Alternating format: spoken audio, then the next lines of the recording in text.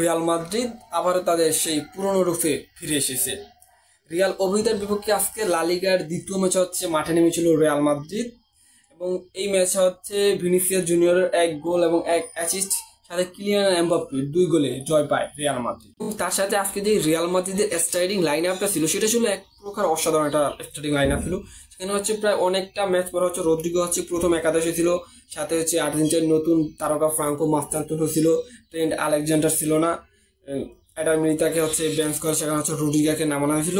তাই আজকে Real Madrid যে স্টার্টিং লাইন আপটা ছিল সেটা হচ্ছে অন্যরকম একটা স্টার্টিং লাইন আপ ছিল, যেখানে হচ্ছে ভিনিকে বেঞ্চ করে সেখানে হচ্ছে রদ্রিগো তার যে ন্যাচারাল যেটা জায়গা সেখানে হচ্ছে যে লেফট উইং হচ্ছে রদ্রিগো হচ্ছে আজকে মাঠে নামে।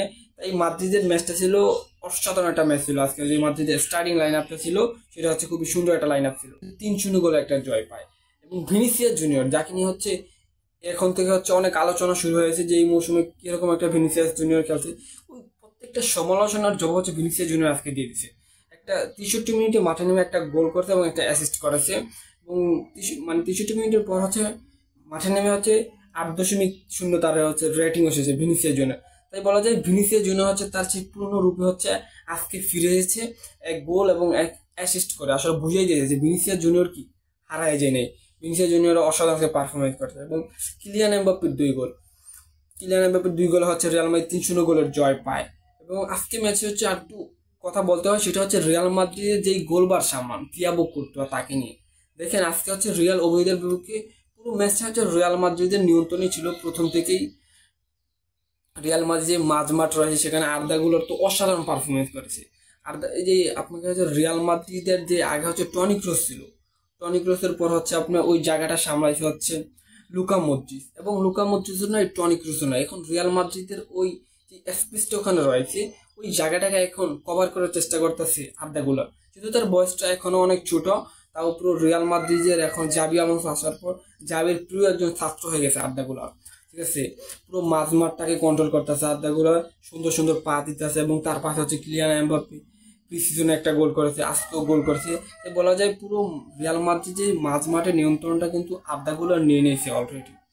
এবং আজকে হচ্ছে যেই কথাটা বলতেছিলাম যে থিয়াগো কুর্তুয়া রিয়াল মাদ্রিদ যে গোলবার সামলান, আসলে রিয়াল মাদ্রিদ পুরো ম্যাচটার নিয়ন্ত্রণ রাখার পরও যখন অন্য দল 3-0 গোলে পিছিয়ে আছে তারা হচ্ছে কাউন্টার অ্যাটাকে যাওয়ার চেষ্টা অলরেডি করবে, এবং সেটাই তারা করে। তারা হচ্ছে আপনার ম্যাচের লাস্ট মুহূর্তে এসে তারা হচ্ছে অনেক কাউন্টার অ্যাটাক করতে থাকে। তো বললাম তো রিয়াল মাদ্রিদে একজন মানুষ আছে যাকে আসলে আপনি বিশ্বাস করতে পারেন চোখ বন্ধ করে, থিয়াগো কুর্তুয়া। রিয়াল মাদ্রিদের পুরো টিমটাই যখন 10টা প্লেয়ার যখন খারাপ খেলবে তখন ওই থিয়াগো কুর্তুয়া হচ্ছে ওই 10টা প্লেয়ারের সমান খেলবে। মানে তারা হচ্ছে যে গোলবারে সেই অসাধারণ সেভ দিয়েছে। আজকে যে মাদ্রিদের যে লাস্ট পর্যায়ে এসে মাদ্রিদ যে কাউন্টার অ্যাটাকগুলা মানে খাইছে, মানে এগুলো হচ্ছে অনেকগুলো বল হচ্ছে বারে লাগিয়ে আইছে, এবং অনেকগুলো হচ্ছে থিয়াগো কুর্তুয়া সেভ দেয়। তাকে নিয়ে আসলে বলার কিছু নেই, থিয়াগো কুর্তুয়া হচ্ছে অসাধারণ সেভ দেয়। এবং আজকে ম্যাচে হচ্ছে আপনার রদ্রিগোকে নিয়ে আলোচনা হইতেই পারে। রদ্রিগো হচ্ছে আজকে 63 মিনিট মাঠে ছিল, এবং তার সেই পুরনো জায়গা লেফট উইংয়ে রদ্রিগো খেলতে পারছে। এটা দেখে অনেক ভালো লাগছে যে রদ্রিগো হচ্ছে আজকে অনেক পরে হচ্ছে তার লেফট উইংয়ে তার নিজের যে পছন্দের জায়গাটা খেলছে। তো আজকে হচ্ছে রদ্রিগো কোনো গোল বা অ্যাসিস্ট পায় নাই, বাট ওরকম ভালো কোনো মানে চান্সও ক্রিয়েট করতে পারে না, তবুও যে তার নিজের যে পছন্দের জায়গাটা সেটা হচ্ছে আজকে রদ্রিগো ফিরে পাইছে। তো খুবই সুন্দর হয়েছে মাদ্রিদের ম্যাচটা। আজকে আশা করা যায় যে মাদ্রিদ ধীরে ধীরে তাদের সেই জাবির আন্ডার হচ্ছে পুরনো রূপে